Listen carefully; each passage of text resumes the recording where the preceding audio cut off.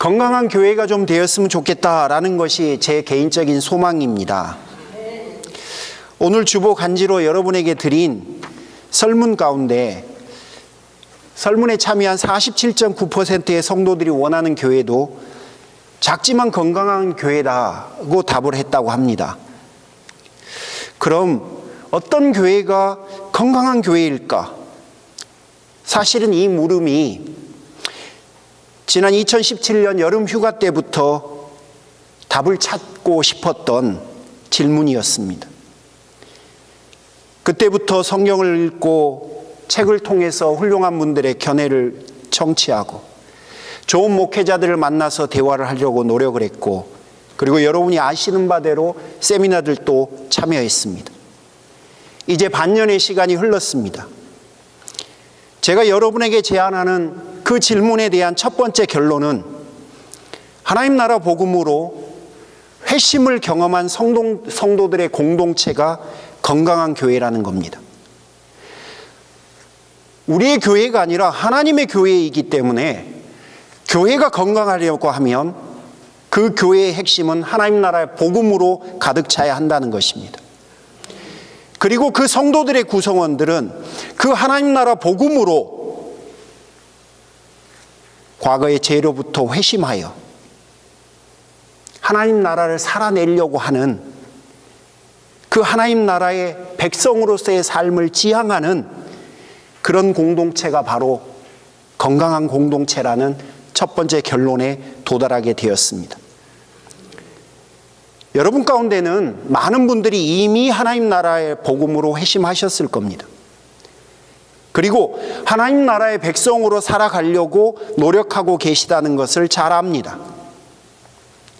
그럼에도 불구하고 건강한 교회의 가장 중요한 특성 가운데 하나가 하나님 나라 복음으로 회심한 공동체라는 사실 때문에 이를 다시 강조하는 것은 지나침이 없다고 봅니다. 에베소서 2장 1절부터 10절까지, 그리고 로마서 1장부터 8장까지는 바로 그 하나님 나라 복음, 회심을 강조합니다. 이 두 개의 본문을 가지고 여러분, 제가 여러분에게 제안하고자 하는 하나님 나라 복음으로 회심한 성도들의 공동체라는 건강한 교회라고 하는 그 지표를 여러분에게 다시 한번 제안하고자 합니다. 여러분, 오늘 본문을 이해하실 때 오늘 본문이 우리가 구원받기 이전의 상태를 묘사하고 있다는 점을 기억해 주시기를 부탁드립니다.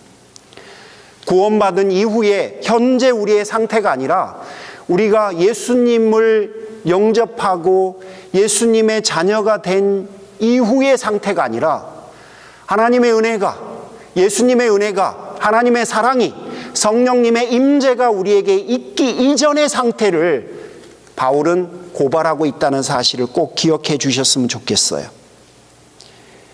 우리가 익히 아는 바대로 하나님 나라 복음을 시작하려고 하면 그 출발을 죄와 심판이라고 하는 단어를 언급하지 않을 수 없기 때문에 그렇습니다. 인류가 하나님 앞에 죄를 범했고 그 결과 하나님의 심판과 진노를 받을 처지에 놓일 수밖에 없기 때문에 그러합니다. 심판과 진노, 이런 단어는 사실 우리를 불편하게 만듭니다. 그럼에도 하나님께서 그렇다는 것을 우리가 모른 채 하면 안 될 것 같습니다. 트레빈 왁스는 일그러진 복음에서 심판을 전제하지 않은 복음은 복음의 탈을 쓰고 교회를 농락하는 일뿐이다 라고 아주 심각하게 이야기를 합니다. 맥스 루케이도는 구원자 예수라고 하는 책에서 심판 없는 복음을 엔진 없는 벤츠와 같다라고 비유합니다. 우리가 잘 아는 철학자 키에르케고르는 어떻게 그리스도인이 될 수 있는지 알지 못하고서는 기독교의 무엇을 이해할 수 없다라고 이야기합니다. 심판은 우리가 아프더라도 직면해야 될 분명한 논의입니다. 자, 그러면 죄라고 하는 것부터 다시 한번 우리가 리마인드를 좀 해봤으면 좋겠습니다. 죄의 출발점이자 죄의 동기를 성경 창세기 3장 5절에서 이렇게 표현합니다. 너희가 하나님같이 되리라. 성경이 말하는 죄는 하나님을 하나님으로 인정하는 대신 스스로가 하나님이 되려고 하는 것을 죄라고 의미합니다. 창세기에서 말하는 죄는 하나님과의 관계에 관한 것입니다. 우리가 이해하는 바대로 사람들과의 도덕적, 윤리적 혹은 법적 이슈가 아니라는 사실을 여러분 다시 기억해 주셨으면 좋겠어요. 다시 말씀을 드립니다. 성경이 말하는 죄는 하나님을 하나님으로 인정하지 않고 하나님을 부인하며 자기 스스로가 하나님이 되려고 하는 것을 죄라고 성경은 말합니다. 박 권사님께서 재밌는 표현을 쓰셨어요. 주여가 아니라 나야가 죄라는 거예요. 예, 그게 죄입니다. 그래서 로마서 3장 10절은 의인은 없나니 하나도 없고 모두가 죄인이다 라고 선언하는데요. 이 선언을 이렇게 이해할 수 있을 것 같습니다. 그냥 우리가 크리스찬 아니고 그냥 상식으로 살아가는 사람은 죄라고 하면 감옥에 갈 만한 범죄를 의미하잖아요. 그러니까 죄라고 하는 것은 윤리적일 수밖에 없고 도덕적일 수밖에 없고 법적인 의미에서 파악할 수밖에 없습니다. 죄인이라고 하면 감옥에 가야 할 사람을 의미하는 거예요. 하지만 로마서 3장 10절에서 죄인이라고 할 때는 그런 의미가 아닙니다. 여기서 말하는 죄인은 하나님을 하나님으로 인정하지 않은 사람을 말하는 거예요. 자기 스스로가 하나님 노릇하려고 하는 것을 의미하는 겁니다. 다시 말씀드리지만 성경이 말하는 죄는 사람과 사람의 관계 속에서의 잘못이 아니라 하나님과 우리와의 사이에서의 관계를 의미하는 것을 죄라고 합니다. 목사님, 바울은 바울 서신에서 다르게 보지 않았습니까? 예. 바울 서신의 후편에서는 항상 사람과 사람 사이의 관계에서 벌어지는 잘못들도 언급하기는 합니다만 성경이 말하는 본래적 죄의 의미는 하나님과 우리 사이에서 우리가 하나님을 하나님으로 인정하지 않고 내가 하나님 노릇하려고 한 것, 그것을 성경은 죄라고 명확하게 설명합니다. 자, 그러면 지금부터는 죄를 범한 인류가 직면한 상태를 오늘 본문을 통해서 한번 묘사하고자 합니다. 죄를 범한 인류의 상태. 1절에서 허물과 죄로 죽었다라고 이야기를 합니다. 죄와 허물이 우리에게 죽음을 가져왔다라고 이야기를 하는 거예요. 여기서 중요한 거는요, 죽을 뻔한 것이 아니라 죽었다라고 단호하게 표현하고 있다는 사실을 여러분이 주목해야 합니다. 목사님, 우리는 살았는데요? 목사님 지금 살아계시잖아요. 저도 살았는데요? 왜 죽어요? 예, 거기서 죽었다라고 할 때 그 죽었다라고 하는 단어의 의미는 우리의 육체가 아닌 우리의 영혼이 하나님 앞에서 죽은 자가 되었다라는 의미입니다. 에베소서 4장 18절이 이것을 이렇게 묘사해요. 하나님의 성명에서 너희들이 떠났다.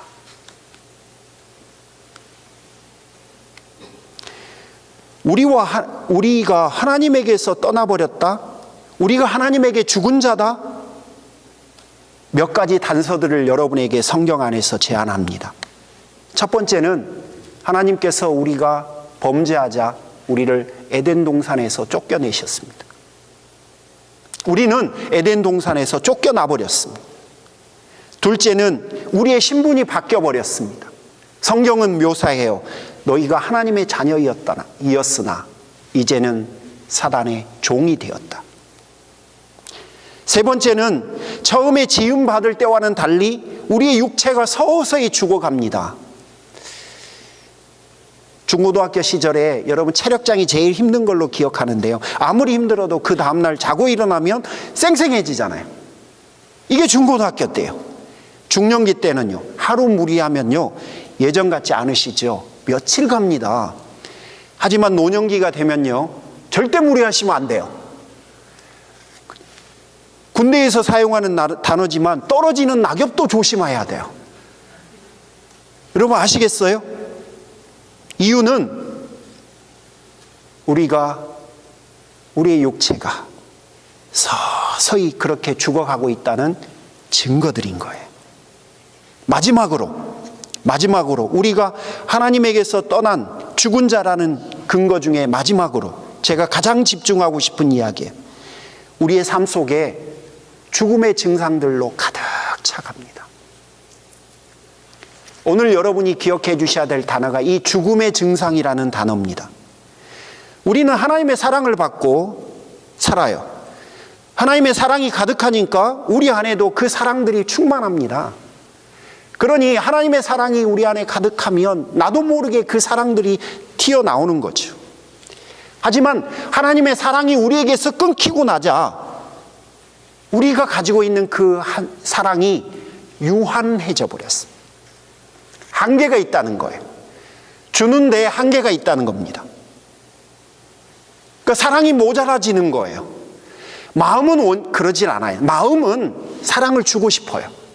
저 사람을 사랑하니까 그 사랑을 표현해 주고 싶어요. 하지만 실상은 그 사랑을 온전히 표현하기에는 한계가 있는 겁니다.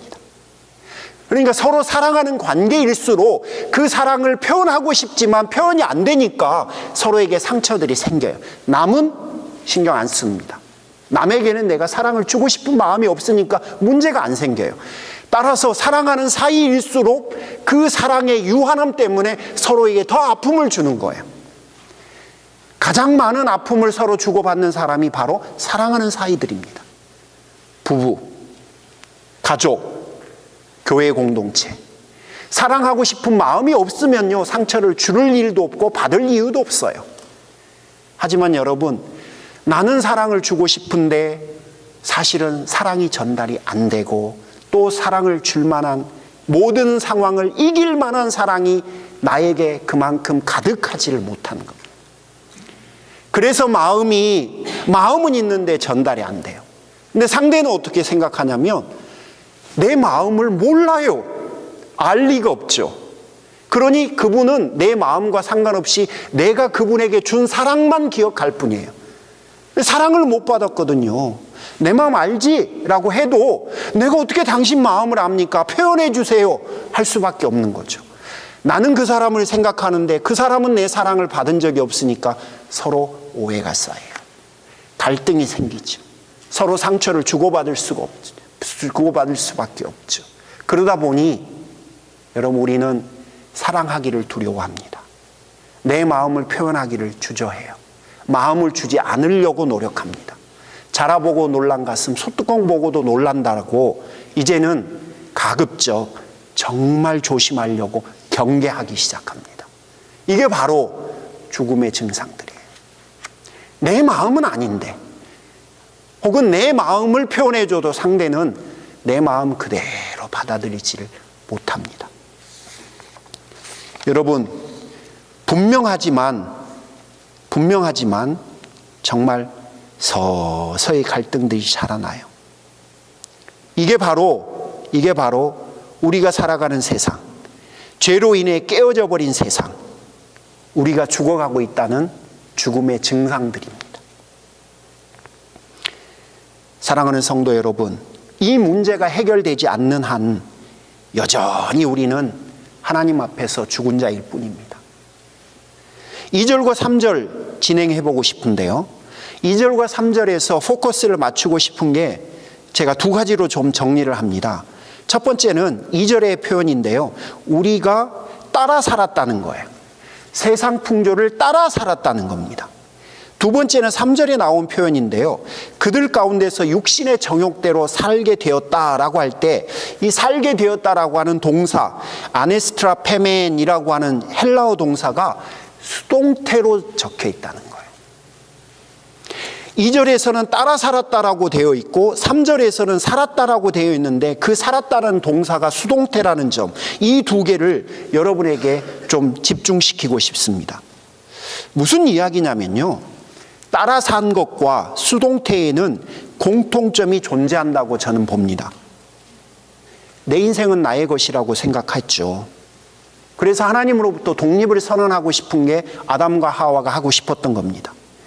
하지만 독립을 선언한 이후에 인류가 실제로 직면하는 것은 따라 사는 수동태의 인생이었다는 겁니다. 자발적이고 주체적인 삶이 아니라, 내 인생이 나의 것이 아니라 따라 살아가는 수동태의 삶이었다는 것이 오늘 본문의 설명이에요. 예를 좀 들어보겠습니다. 우리는 주도적으로 살고 싶어 하지만 사실 여러분이나 저나 우리의 욕망 하나도 어떻게 조절 못합니다.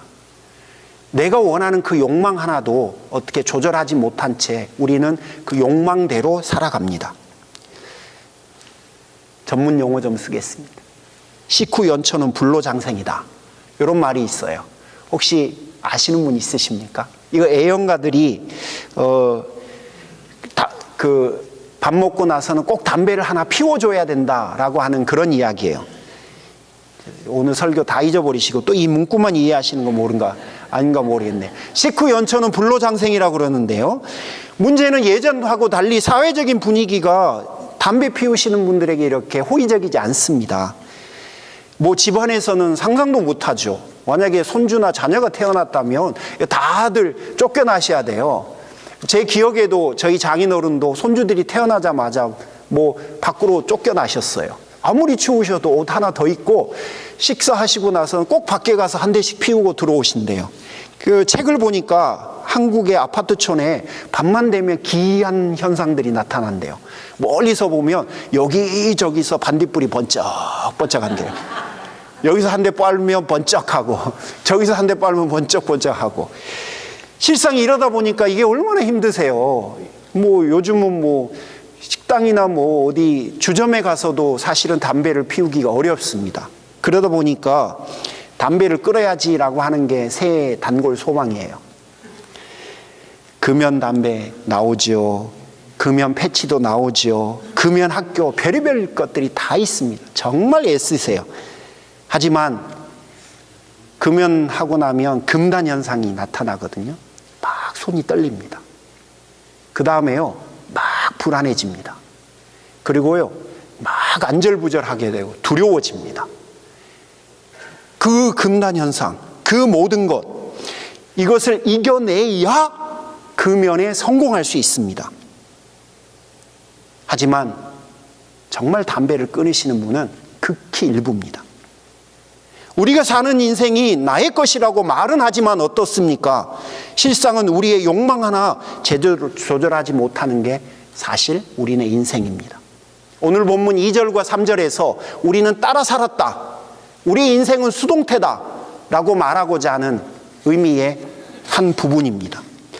여러분, 이런 비슷한 이야기들은 우리의 삶에서 굉장히 넘쳐납니다. 우리는 마음에 들던 안 들던 학교 시스템을 따라 살아갈 수밖에 없습니다. 내가 마음에 안 들어요. 이건 옳은 시스템이 아니에요. 그럼에도 불구하고 우리는 그 시스템을 극복할 수가 없습니다. 따라서 그대로 쫓아가야 합니다. 취직하려고 인터뷰를 가면 인턴을 어디서 했냐고 물어봅니다.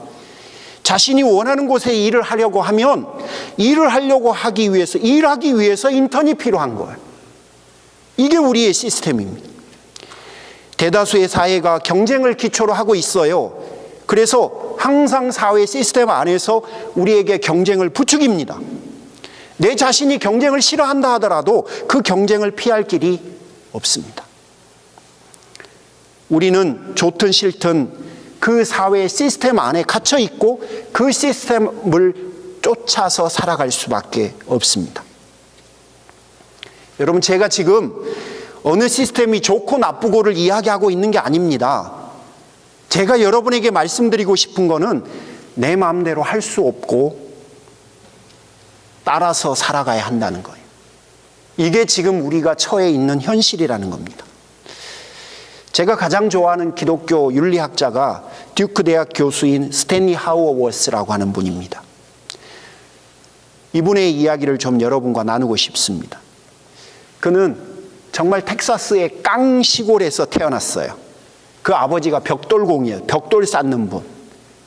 그러니까 우리말로 하면 백인이셨는데 벽돌 쌓는 분이셨고, 또 이 아들도 벽돌 쌓는 일을 하면서 살았던 아들입니다. 그런데 정말 우연히 대학을 갑니다. 사우스 웨스턴이라고 하는 대학을 갔는데, 거기서 대학원을 갈 마음을 품었는데 어디를 갔냐면 예일 대학을 갔어요. 석사학위, 박사학위를 예일 대학에서 했습니다. 여러분, 이게 여러분은 그냥 제가 단순하게 말을 하니까 피부로 와닿지 않으실 거예요. 이런 거를 그분 표현으로 우리말로 바꾸면 뭐라고 그러냐면 개천에서 용났다라고 자기가 표현을 해요. 온 동네가 떠들썩했다고 합니다. 저희 시골로 하면 프랭카드 쫙 붙어요. 요 정도 되면. 그 후에 이분이 에그스타 대학의 교수가 되고요, 노트르담 교수가 됩니다. 그리고 현재는 듀크 대학의 종신 교수입니다. 타임지가 미국의 최고의 신학자로 이분을 선정했습니다. 그럼 어떻습니까? 이보다 더 좋을 수 없는 삶 아닙니까? 하나님 앞에 감사하며 살기만 해도 될 것 같아요. 그런데 그는 정신분열증을 앓는 아내와 24년 동안 살았습니다. 그 24년의 삶을 그는 이렇게 이야기를 합니다. 이웃집 남자와 결혼해야 한다고 날마다 말을 하고, 소파에 누워 밤에는 지구를 구원할 하나님의 계시를 기다려야 한다고 잠을 안 자고, 당신 때문에 내가 이렇게 되었다라고 근거 없는 저주를 평생 자신에게 퍼부었고, 그래서 그는 결혼했지만 싱글로 24년의 삶을 살아야 했다고 이야기합니다. 참 아픈 감정을 담아서 그가 이렇게 말을 해요. 나는 아내의 따스한 손길과 다정한 말 한마디를 24년간 그리워했습니다. 어느 날 그의 아내는 다른 남자와 결혼하겠다라는 쪽지 하나를 남기고 집을 나가버렸습니다. 그리고 얼마 후 그는 아내가 자살로 생을 마감했다는 소식을 접합니다. 하워스 교수는 정말 행복하고 싶어 했습니다. 그리고 자신의 인생을 하나님 앞에 진지하게 성찰해 갔던 그런 분입니다. 그래서 그는 정말 죽도록 노력했습니다. 그러나 그는 자신의 책 한나의 아이에서 이렇게 묘사해요. 나는 살아남는 것조차 쉽지 않았습니다. 살아남기 위해 저는 견뎌야 했습니다. 그럼에도 한 발 한 발 내디디며 걸어가야 했고, 그 걸음이 버거웠습니다. 여러분, 그가 하고 싶은 말은 살아가는 것 자체가 고달팠다는 고백이에요. 왜죠? 세상이 깨어졌기 때문에 그렇다는 거예요. 깨어진 세상 속에서는요, 내가 잘못하지 않아도 아무리 열심히 살아도 사는 것 자체가 버거울 수 있다는 겁니다. 이게 바로 죄로 인해 깨어진 세상 속에 있는 죽음의 증상의 한 예라는 이야기입니다. 우리 모두가 다 그런 건 아니죠. 우리에게는 각자 우리만의 스토리로 그런 죽음의 증상들이 있는 거예요. 제가 경험한 죽음의 증상들은 너무너무 살아가는 게 버겁고 힘들었다는 거예요. 그리고 아이들이 아파서 괴로워했다는 거예요. 그 모든 것들이 바로 성경에 처음에는 기록되어 있지 않았던, 하나님과 우리와의 관계가 깨어진 이후에 우리에게 온, 우리가 맛봐야 할, 우리가 극복해야 될, 우리가 숙명적으로 받아들일 수밖에 없는 죽음의 증상들이었다는 것입니다. 계속해서 절대 진리는 세상 속에서 거부됩니다. 그리고 자신만의 것을 진리로 이해하는 시대가 지금 되어버렸습니다. 여러분, 물론 간혹 자신만의 스타일을 추구하는 분들도 계십니다. 그리고 그 모든 죽음의 증상들이나 사회 시스템으로부터 새로운 삶을 살아보려고 애쓰시는 분들이 계세요. 하지만 이런 예는 보편적이지는 않습니다. 오늘 본문 2절과 3절에 나와 있는 대로 세상의 풍조를 따라서 살아갈 수밖에 없고, 우리는 그 영향 아래서 비동적으로 살아갈 수밖에 없다는 겁니다. 내가 아무리 하고 싶은 대로 살고 싶어도 세상 풍조에 휩쓸릴 수밖에 없는 존재가 바로 우리라는 거예요. 그게 우리의 실존이에요. 오늘 본문은 그것을 세상을 따라 살아가는, 정욕에 따라 살아가는 비동적인 존재라는 겁니다. 자유를 얻기는커녕 하나님의 아들에서 사단의 종이 되어버린 것, 평생 사단의 종 노릇해주고 살아가니 사단에게 받는 대가가 죽음이라는 것이 바로 오늘 본문이 우리에게 주는 통찰입니다. 여러분, 억울하고 기가 막힐 노릇 아닙니까? 분통이 터지지 않습니까? 시간이 흘러 3절에서 결국 우리가 진노의 자식이 되었다라고 설명합니다. 우리를 가장 슬프게 하는 결론, 헬라어로 이렇게 기록됩니다. 카이, 에메타, 테크나, 푸세이, 오르게스. 진노를 받는 것이 너희에게는 당연하고 진노를 받아야 될 운명에 처해 있게 되었다라는 겁니다. 이 본질상이라고 번역된 푸세이라고 하는 단어는 후천적으로 뭘 잘못해서가 아니라 태어나는 순간부터 그렇게 됐다는 거예요. 이제 모든 죄와 악에 대한 하나님의 능동적인 심판이 우리에게 내려질 겁니다. 죄에 대한 심판은 하나님께서 절대적으로 거룩하시다는 증거이기는 하지만 우리는 그 심판을 받게 될 슬픈 처지가 되었습니다. 우리에게 아주 익숙한 칼빈이 5포인트라고 하는 것을 복음을 5포인트로 정리를 했는데요. 그 첫 번째가 전적 타락이라고 하는 이야기입니다. 여러분, 그분의 설명으로 다시 한번 오늘 본문을 검증해 보고 싶은데요. 그분은 이렇게 설명합니다. 하나님을 향한 우리의 반항이 전적이었다. 하나님을 등진 우리가 하나님을 기쁘시게 할 수 있을까? 그럴 리는 없다. 하나님을 기쁘시게 하려는 동기가 없는 모든 행동들은 사실 하나님에 대한 저항의 표현일 뿐이므로 반항의 상태에서 행한 우리의 모든 행동들은 다 죄일 뿐이다. 그러므로 우리가 반항의 상태에서 행한 모든 것은 반항의 산물일 뿐 결코 하나님을 기쁘시게 할 수는 없다. 그래서 로마서 14장 23절에 믿음을 따라 하지 않는 것은 다 죄라고 선언한다. 로마서 7장 18절도 나는 내 속에 곧 내 육신 속에서 선한 것이 깃들어 있지 않다는 것을 잘 압니다라고 고백합니다. 여러분, 전적으로 무능해져 버린 인간이 하나님께 도달할 수 있을까요? 그건 불가능합니다. 로마서 8장 7절 육신에 속한 생각은 하나님께 품는 적대감입니다. 그것은 하나님의 법을 따르지 않으며 또 복종할 수도 없습니다. 따라서 우리는 영원한 형벌을 받는 마땅한 존재가 되어버렸습니다. 에베소서 2장 3절 진노의 자식입니다. 이렇게 그도 설명을 합니다.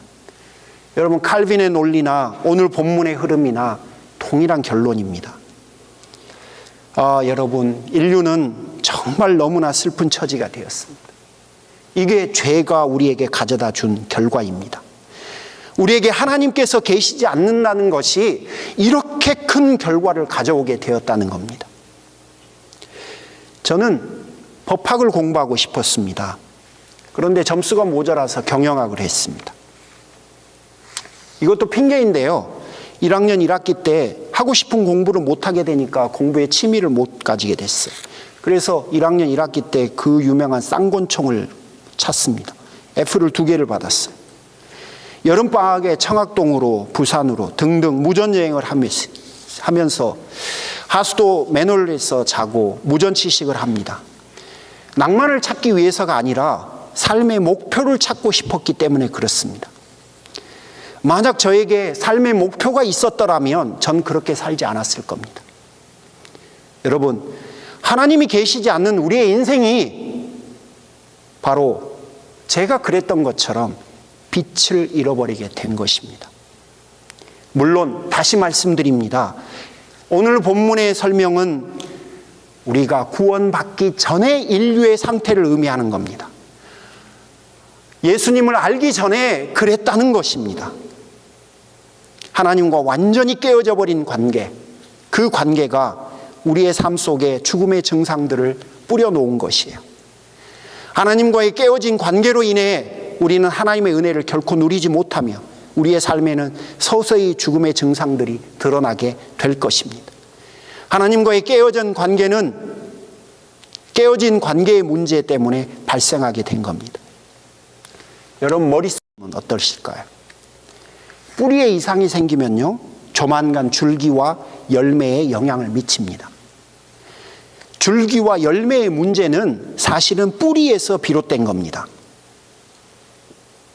즉, 죄는 행동으로 열매 맺습니다.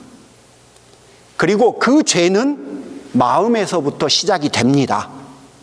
그래서 많은 사람들은 자신의 마음과 행동을 다스리려면 노력을 합니다. 그런 노력은 어쩌면 너무나 자연스러운 선택 같습니다. 그래서 요즘은 저도 알아요. 법정 스님, 그리고 또 많은 신부님들, 인문학자들, 심지어 예능 프로그램들을 통해서도 마음을 다스리는 것에 대해서 관심을 갖고 또 그것들을 소개합니다. 좋은 일인 건 분명합니다. 하지만 겉으로 드러난 줄기와 열매는 사실은 숨겨져 있는 뿌리의 문제라는 것을 여러분 인식해 주셔야 됩니다. 그 뿌리의 문제를 그대로 둔 상태에서는 어떤 해결도 기대하기 힘듭니다. 우리 인생에서 일어나는 죽음의 증상들의 원인은 하나님과의 깨어진 관계 때문이라는 거예요. 이게 뿌리입니다. 그래서 그 문제가 해결되지 않은 상태에서 내 마음을 아무리 다스려도, 우리의 삶을 아무리 애쓰려고 해도 여러분, 거기에는 해결점을 찾을 수가 없다는 거예요. 뿌리의 문제, 하나님과의 그 깨어진 관계의 문제, 이것을 해결하는 것이 기독교 신앙의 핵심입니다. 기독교 신앙은 하나님과의 깨어진 관계라는 그 뿌리의 문제를 집중합니다. 그 숨겨져 있는 뿌리의 문제를 해결하고, 그래야만 우리의 삶 속에 있는 끊임없는 실존의 고통과 죽음의 증상들로 여전히 고통하고 있는 그 문제들을 해결할 수 있다는 것입니다. 기독교는 우리의 실존을 위협하는 이 뿌리에 집중하는 것이고, 기독교 신앙은 줄기와 열매의 상황이 결코 흔들 수 없는, 그것 때문에 흔들리지 않는 근본적인 그 뿌리의 문제들을 어떻게든지 해결하려고 접근하는 것이 바로 우리의 신앙입니다. 여러분, 안타깝지만 범죄한 후 인류는 허물과 죄로 죽었습니다. 세상을 따라 살아가는 피동적인 존재로 전락했고, 결국 하나님의 심판을 기다리는 처지가 되어버렸습니다. 결국 하나님과 깨어진 관계 아래에서 우리가 할 수 있는 일은 아무것도 없습니다. 오직 그 관계를 회복하는 일만이 사실은 우리가 그 죽음에서 벗어날 수 있는 유일한 길입니다. 죄는, 하나님과의 깨어진 관계는 이렇게 심각했고, 결국 그 죄 아래 인류는 절망적입니다. 여러분, 오늘의 설교가 여러분에게는 조금 불편하셨을 수도 있으십니다. 그리고 나하고는 상관없는 것처럼 이해되실 수도 있으셨을 것 같아요. 그렇지만 이게 바로 우리의 실존이었었다는 겁니다. 그리고 혹시 아직도 그 뿌리의 문제가 완전히 해결되지 않았다면, 여러분, 하나님과 나와의 그 깨어진 관계에 대해서 다시 한번 집중해야 될 때라고 봅니다. 다음 시간에는 이 깨어져 버린 관계를 어떻게 회복할 수 있는지에 대한 이야기를 바울은 4절부터 6절을 통해서 우리에게 설명합니다.